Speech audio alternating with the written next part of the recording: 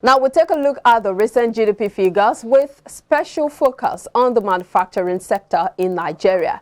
And joining me via the phone is Sumbo Badejoko, Public Affairs Analyst, who would be analyzing this issue with us this morning. Thank you so much for joining us on Business Breakfast, Sumbo. Thank you for having me. Good morning again. Good morning to you. Now, looking at these statistics, Nigeria's manufacturing sector recorded a real GDP growth of 3.98% year-on-year in the fourth quarter of 2021. And that's an improvement from the corresponding quarter of 2020, but lower than the preceding quarter of the third quarter 2021 by 3.8% and then 2.01% respectively. Now, looking at all of these indices and the statistics that are churned out by the National Bureau of Statistics, what are the possibilities of the manufacturing sector growing in 2022? Well, thank you for having me. As we look at the manufacturing sector of our economy very critically, or of any economy of any country, it usually records one of the lowest growth rates, and it's because of the complexity and a few other variables. During your intro, you are enlightened the various components of the manufacturing sector. Now, they all must be performing at the same level or similar level before the growth rate can improve at a steady speed. But when a particular subsector within the manufacturing larger sector is not performing, it's going to affect the average growth rate of the manufacturing sector. Now, Nigeria is one country that has so much challenges in this sector. There are so many things that have to be in place. For instance, there is no way that a manufacturing sector of any country can improve when there is infrastructural deficit, because that is the main platform at which the manufacturing sector would thrive on. Now, we have huge infrastructural deficit. Power is not stable. It is epileptic. In fact, the grid has gone down in the last couple of weeks, and it will have affected them. By the time the first quarter, the Q1 for 2022 will be out, don't be surprised because of what I just mentioned if the growth rate will not reduce again. Now, that is someone. We don't have enough access roads. Then we import so much raw materials. Even the plastic industry, for instance, part of majority of what is being used as raw materials in the plastic sector and production sector are byproduct of crude oil that we have here. But we import all the materials separately because we do not have our refining capacity as a nation for now is at zero level. We do not have any functional refinery in the country as well. There's no way that the performance in that sector would not be affected. Look at textile. It is a similar situation.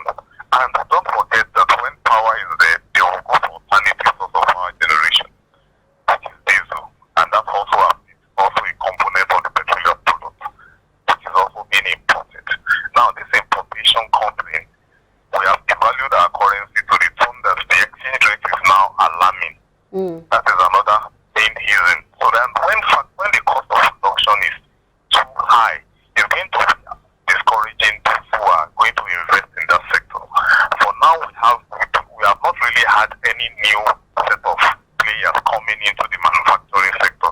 It is the old ones that have been, maybe they've understood the Nigerian way, or they have been able to find their way around it. Those are the ones that have still been existing. If you mention all the industries in each of the subsector of the manufacturing industry, they are the old names that we've been hearing. Talk of tobacco, talk of beverage, talk of the pharmaceutical companies. They are not having new ones being set up because there is heavy discouragement out there.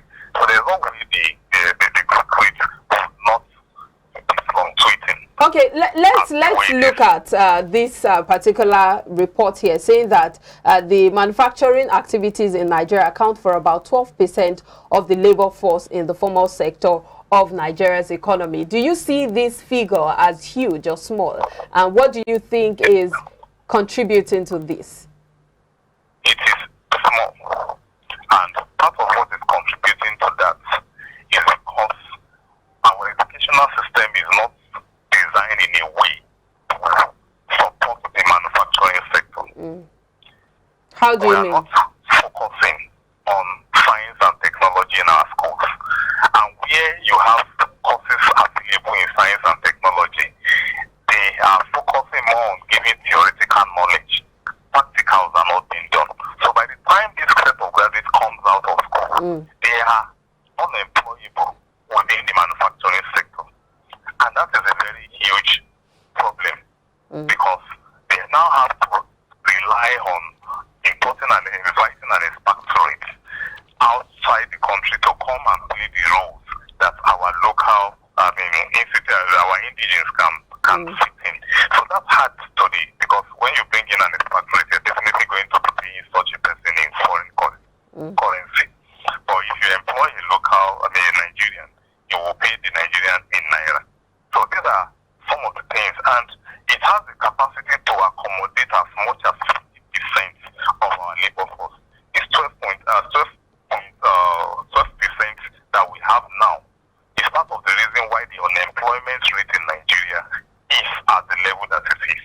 So, when the manufacturing sector is one sector that, before now, it is one of the largest employer of labor. But during the military, when the infrastructure began to decay and insecurity, political instability, all these companies folded up, a good number of them relocated, despite the fact that our population gave us an advantage of a steady market for the product that are being produced by this manufacturing sector. So wherever they go to manufacture the product, they still have to find its way back to Nigeria because this is where the market is. Yes, one of the major challenges you talked about is the issue of poor perception. The fact that the Nigerian-made goods have not really been accepted, local goods. But you'd recall that in 2017, the Buy Niger campaign was launched. That was, of course, the drive to ensure that Nigerians now look inward and purchase Nigerian-made goods. But do you see that as a move in the right direction? Do you think it achieved that goal? And how can we make Nigerian-made goods competitive in the global market? When we continue to buy it, the main reason why we are having substandard is because the needed machineries are not available. For them to get the right equipment, they will have to import them. For instance, since 1982, Ajaokuta Steel Rolling Mill has been a project in process. It has not been completed. And that is one complex that is capable of giving the country the capacity to have locally made machinery for these manufacturing companies to make use of. Now, when you have that, it means they have to import. And until the manufacturer have the capacity to import a machine that will give the quality product, it will still have to make do with what is available. Now, Rome was not built in a day. When government puts policies like Buy Niger in place, the government officials themselves are not supporting the policy. You have to practice what you preach if you really want to encourage the manufacturing. And lead by example. For instance, 2 years ago, that's why we have the fact that we have motor vehicle assembly plants in Nigeria from indigenous, some foreign companies domiciled here. When the lawmakers were going to change their vehicles, they went to import the vehicles that they will use. You can imagine if they have bought the 409 vehicles or about 500 vehicles that were imported that time from one of the local assemblies. Of course, it will add to their revenue and it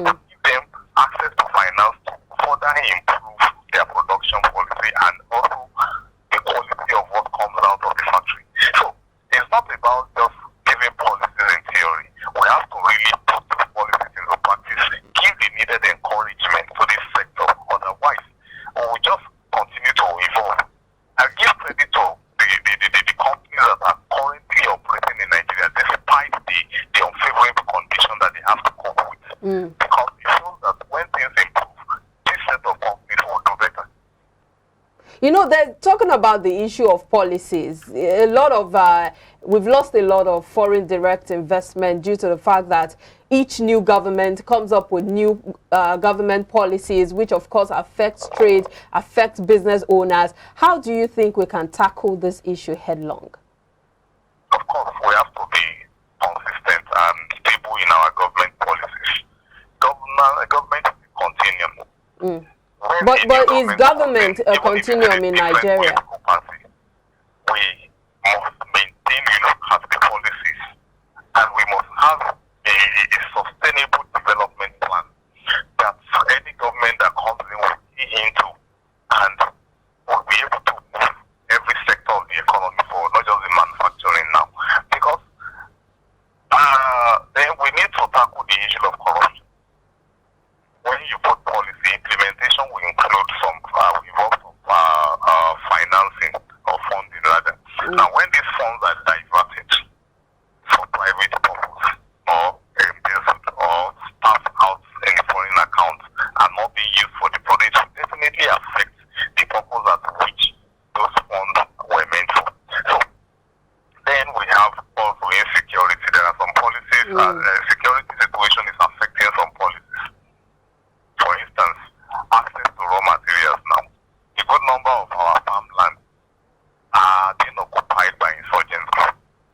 And whatever agricultural produce that's supposed to come to those places, to the beverage industries and other agricultural processing industry sector, they would now have to rely on importation. Now, the best they do is to import concentrates rather than importing the raw food itself.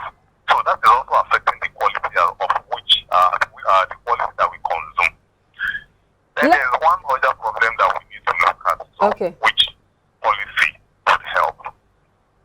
That is the standard of living of the people. The poverty level is high.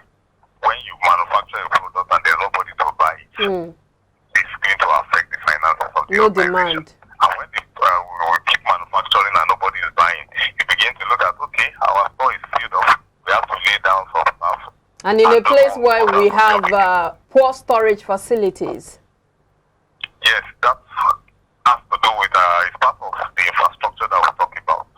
Poor storage facilities have more to do. For instance, how many warehouses do we have in Nigeria that is well air conditioned? And products put in this warehouse need to be,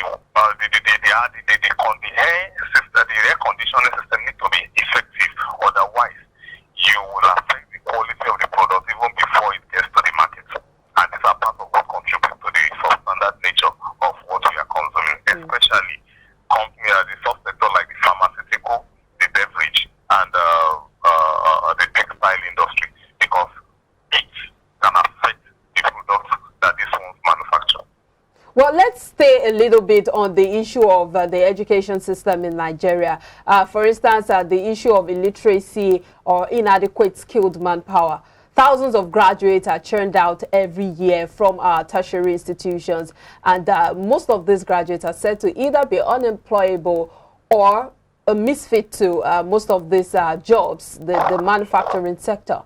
And there's also the issue of technical education sector. You talked about that earlier, the fact that we're not really focusing on the practical aspect of our education. Now, what do you think can be done to bridge this gap, especially in the gap of manpower and our school syllabus, the way the educational system is structured? There's also the issue of incessant ASU strike, which of course affects the students. The main reason why ASU goes on strike is because of the level of decadence in our university system. You need to visit some of these campuses and see the condition at which some of these lecturers carry out their duty. How much is being voted for research by the government in the education sector? UNESCO says that 26% of the annual budget must be spent on education. When was the last time they were even spent up to 10%? And this is supposed to be a consistent annual thing. Now, which means that if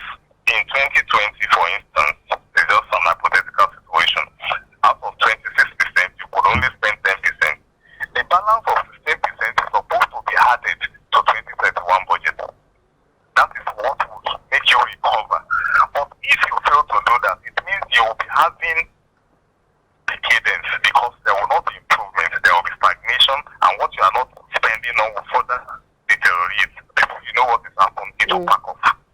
That is what has happened to some of the technical laboratories in most of the universities. But because the lecturers are there and students have been admitted for the courses, they will be given theoretical knowledge, they graduate, and by the time they are interviewed and they are asked questions based on their practical knowledge, they couldn't answer it. No employer of labor will bring in such a graduate into their own company because they do not have what they were in need of. So governments need to spend more. The only solution for education is to add adequate funding. Adequate funding. In terms of the curriculum, we have curriculum in place that are still okay, but put equipment, fund the universities, spend more on research so that we'll be solving our problems by ourselves and not it's even affecting our security because, for instance, the other day they wanted to buy Tucano jets. We have to go import from a foreign country and they give us conditions. We needed something immediately. They were giving us a delivery date of 2 years after the payment was made. Suppose we have a whole local military industrial complex, we manufacture our military hardware in the country by ourselves. We will be bringing it out and be using it immediately without anybody giving us that condition. Oh, well. It's applicable to every other sector. I'm afraid we'll have to wrap it up here. So I'll just let you wrap up your thoughts and then we'll call it a day. Well, the thing is that for us to be able to solve the problem in the manufacturing sector, one, finance, there must be access to credit. Then we need to start putting efforts in place to ensure that the Ajakuta civil mean is working so that we can have locally made infrastructure machines for these companies to make use of. There has to be consistent, sustainable development plan, and we must make sure that the infrastructural decadence, the gap that is there, we have to just do something about it. And security and corruption must be worked on. Otherwise,